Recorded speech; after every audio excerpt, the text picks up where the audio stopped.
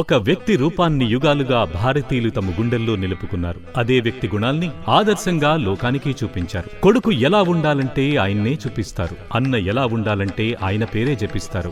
శిష్యుడికి ప్రతి రూపంగా ఆయన్నే తలుస్తారు. భర్త పదానికి ఆదర్శంగా కొలుస్తారు. పాలకుడంటే అచ్చం ఇలా ఉంటే చాలని తప్పిస్తారు. అదే మనిషి అవతరించిన దేవుడి రూపం, మనిషి దేవుడుగా ఎదిగిన రూపం. ఆయనే రామో విగ్రహవాన్ ధర్మః అంటూ లోకమంతా ఆదర్శంగా చూపించే ఒక పెద్ద గీత, సుగుణాల కలబోత శ్రీరామచంద్రుడు.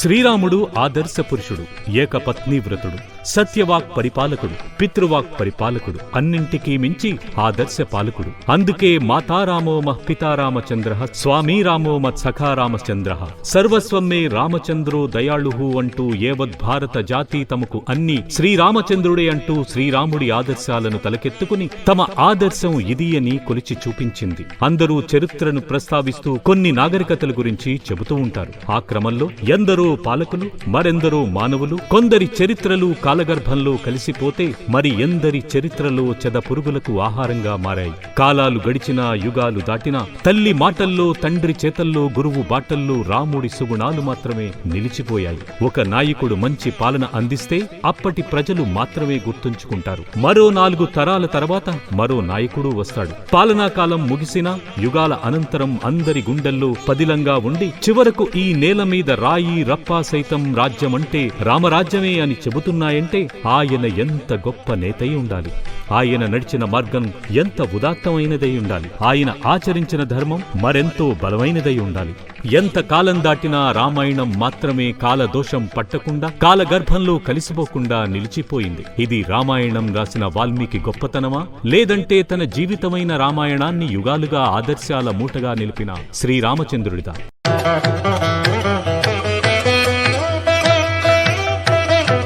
సంస్కృతంలో ఆదర్శం అంటే అద్దం అనే అర్థం ఉంది. దేని సాయంతో నిన్ను నువ్వు సరిదిద్దుకోగలవో అదే అద్దం, అదే ఆదర్శం. ప్రపంచం మొత్తానికి భౌతికమైన అద్దం మాత్రమే తెలుసు. అద్దంలో చూసుకుని సరిదిద్దుకునే భౌతిక శరీరానికి విలువ ఇవ్వడం మాత్రమే తెలుసు. భారతీయులకు అద్దంతో పాటు ఆదర్శము తెలుసు. భౌతిక సౌందర్యంతో పాటు మానసిక సౌందర్యమైన ధర్మానికి విలువ ఇవ్వడమూ తెలుసు.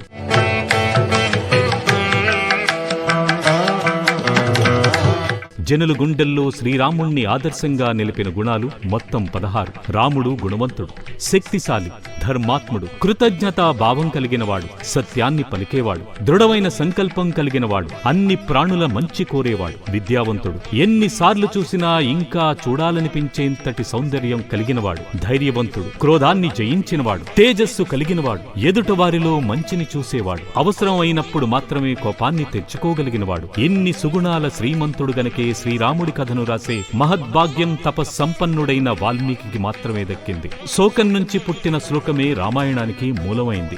ధర్మో విశ్వస్య జగతః ప్రతిష్ఠతః అంటే ఈ విశ్వాన్ని పరిపాలించేది ధర్మమే అని అర్థం. అలాంటి ధర్మాన్ని కథారూపంలో రసవంతంగా సామాన్యులకు అర్థమయ్యే విధంగా చెప్పిన ఆది కావ్యం శ్రీరాముడి జీవితం. నిజం చెప్పాలంటే రామాయణం ప్రారంభించేదాకా రాముడి సుగుణాల గురించి తనకు తెలియదని వాల్మీకి మహర్షి ఒప్పుకుంటూ నారదుడితో జరిగిన సంవాదం గురించి రామాయణ ప్రారంభంలో తెలియచేస్తారు. ఈ లోకంలో సద్గుణ సంపన్నుడు, ఎట్టి విపత్కర పరిస్థితుల్లో తొణకనివాడు, లౌకిక అలౌకిక ధర్మాలు తెలిసినవాడు, శరణాగత వత్సలుడు, ఎట్టి క్లిష్ట పరిస్థితుల్లో అయినా ఆడిన మాట తప్పనివాడు, నిశ్చలమైన సంకల్పం కలిగినవాడు, సదాచార సంపన్నుడు, సకల ప్రాణులకు హితం గూర్చేవాడు, సకల శాస్త్ర కౌశలుడు, సర్వకార్య ధురంధరుడు, తన దర్శనం ద్వారా అందరికీ సంతోషం కలిగించేవాడు, ధైర్యశాలి, అరిషడ్వర్గాలను జయించినవాడు, రణరంగంలో ఆగ్రహోదగ్రుడై దేవాసురులను సైతం భయకంపితలను చేయగల పురుషుడు ఈ లోకంలో ఎవరన్నా ఉన్నారా అని వాల్మీకి మహర్షి నారదుణ్ణి అడుగుతాడు. ఈ గుణాలన్నీ కనిపించే శ్రీరాముడి గురించి తెలియచేయగా శ్రీరాముడి చరిత్రను కావ్యంగా రాయాలని వాల్మీకి సంకల్పించడంతో మానవాళికి మార్గదర్శకమైన శ్రీమద్ రామాయణ కావ్యానికి నాంది ఏర్పడింది.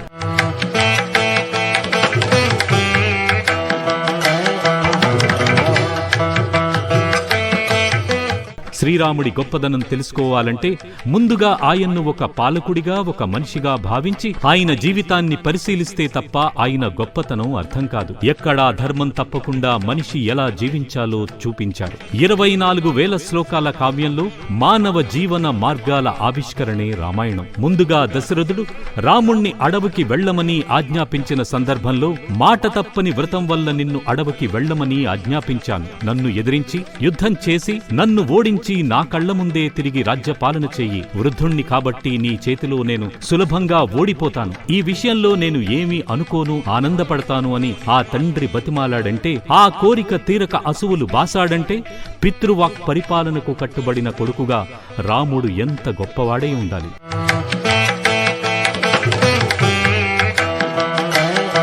ఒక్కడి కోసం 3 తమ్ముళ్లు రాజ్య సుఖాలు త్యాగం చేసి అడవులకు వెళ్లడానికి సిద్ధపడ్డారంటే అన్న మాటను జవదాటకుండా రాముడి పాదుకలకు పట్టాభిషేకం చేసి రాజ్యాన్ని పరిపాలించారంటే అన్నగా రాముడి వారి హృదయాల్లో ఎలాంటి ముద్ర వేసి ఉంటాడు. అడవికి రావద్దు, హాయిగా హంసతూలిక తల్పాల మీద అంతఃపురంలో సేద తీరు అని చెప్పినప్పటికీ నీవు పడే కష్టాలే నాకు స్వర్గ సుఖాలు, నీవు లేని సుఖాలు నాకు నరక ప్రాయాలు అంటూ ఓ భార్య అడవి బాట పట్టిందంటే భర్తగా రాముడు ఎలాంటి ఆదర్శ మానవుడై ఉంటాడు. రాముడు అడవికి వెళ్తున్నాడని తెలిసి ప్రజలంతా ఆయన తోటి అడవికి వెళ్లడానికి సిద్ధమయ్యారంటే, రాముడు మాత్రమే తమకు రాజుగా కావాలని తపించారంటే రాముడి వ్యక్తిత్వం ఎలాంటిదై ఉంటుంది. చిన్న చప్పుడికే రివ్వుని ఎగిరిపోయే ఒక పక్షి శ్రీరాముడి భార్యను కాపాడేందుకు ప్రాణాలు ఇచ్చిందంటే ఆయన ఎంతటి ప్రాణిదయ కలవాడే ఉండాలి. ఒక్క క్షణమైనా కుదురుగా ఉండలేని కోతి మూక ఒక మనిషి కోసం దండుగా కదిలిందంటే శ్రీరాముడు ఎంత సంస్కారై ఉండాలి. అతడి వల్లే ముక్కు చెవులు పోగొట్టుకున్న ఒక రాక్షసి శ్రీరాముడి అందాన్ని పొగిడిందంటే శ్రీరాముడి రూపలావణ్యాలు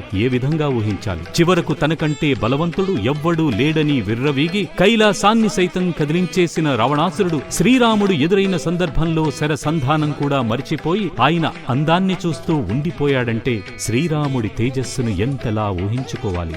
దేశభక్తిని, మాతృభూమిపై రాముడికి ఉన్న ప్రేమని వర్ణించలేం. రావణవధ తర్వాత అయోధ్యకు బయలుదేరే సమయంలో లక్ష్మణుడు రాముడితో లంకలోనే ఉండిపోదామని అన్నప్పుడు శ్రీరాముడు అపి స్వర్ణమయీ లంకానమే లక్ష్మణ రోచతే జననీ జన్మభూమిశ్చ స్వర్గాదపి గరియసి అని చెప్పాడు. సువర్ణమయమైనప్పటికీ లంకా నగరంలో ఉండడం నాకు రుచించదు. జన్మభూమిని మించిన స్వర్గం మరొకటి ఉండదంటూ మాతృభూమి విశిష్టతను శ్రీరాముడు తెలియచెప్పాడు. ఉపాధి అవకాశాల కోసం ఏ దేశమెగినా, ఎంత ఎత్తుకు ఎదిగినా నీవు జన్మించిన దేశాన్ని సుసంపన్నం, సుభిక్షం చేసుకునే క్రమంలో నీ బాధ్యతను సక్రమంగా నిర్వర్తించాలనే సందేశాన్ని రామావతారం మనకి బోధిస్తూ ఉంటుంది. నిజానికి 10 మంది ఒక్కరినే పొగడడం అంత తేలిక కాదు. నాటి వాల్మీకి నుంచి నిన్న మొన్నటి విశ్వనాథ సత్యనారాయణ వరకు అందరి కథల్లోనూ ఒక్కరే కథానాయకుడుగా నిలవడం, నాటి ఆంజనేయ స్వామి నుంచి త్యాగరాజ స్వామి వరకు అందరూ ఒక్కరి గుణాలనే కీర్తించడం, మహాత్మా గాంధీ అంతటి వాడు గుండెల్లో తుపాకీ గుండ్లు దిగినా నోటి వెంట రామనామాన్నే జపించడం, ఇవన్నీ రాముడి ఆదర్శాలను చాటి చెబుతాయి. ఆయన జీవితం వారిని ఎంతగా ప్రభావితం చేసిందో కళ్లకు పెడతాయి. రాముడి ధర్మ నిరతి నాటికి ఏనాటికి అందరికీ ఆదర్శప్రాయమే. స్వార్థానికి ధర్మానికి మధ్య జరిగే సంఘర్షణే మానవ జీవితం. స్వార్థాన్ని త్యజించి ధర్మాన్ని అనుసరించే మానవుడు మాత్రమే అత్యున్నత శిఖరాలను అధిరోహించగలడు, అందరి మన్ననలు పొందగలడు. ఆకర్షణలు, ఆటంకాలు ఎదురైనా శ్రీరాముడు ఏనాడు ధర్మం తప్పి ఎరగడు. రాముడు కథ చుట్టూ ఎన్నో వాదాలు, వివాదాలు ఉన్నప్పటికీ రామరాజ్యమే కావాలని, రాముడు లాంటి పాలకుడు కావాలని మనమంతా కోరుకుంటూ ఉంటాం. దీనంతటికీ రాముడు ధర్మ మార్గంలో పరిపాలించడం ఒక్కటే కారణం. రాముడి జీవితం నుంచి, రాముడి 16 గుణాల నుంచి ఈ తరం నేర్చుకోవలసింది ఎంతో ఉంది. విల్లు ఎక్కు పెట్టాల్సిన అవసరం లేదు, రాక్షస సంహారం చేయాల్సిన అవసరమూ లేదు, అడవులకు వెళ్లాల్సిన అగత్యమూ లేదు. కొడుకుగా, శిష్యుడుగా, అన్నగా, భర్తగా, పాలకుడిగా, స్నేహితుడిగా రాముడు పాటించిన ధర్మ మార్గాలను అర్థం చేసుకుని ఆయన బాటలో ముందుకు సాగేలా ప్రయత్నిస్తే చాలు, విజయాలు మన వశం అవుతాయి. జనం గుండెల్లో చిరస్థాయిగా నిలిచిపోయే యశస్సు మన సొంతం అవుతుంది. ఏ రాచరికాలు అందించని సంతృప్తి లభించి తీరుతుంది.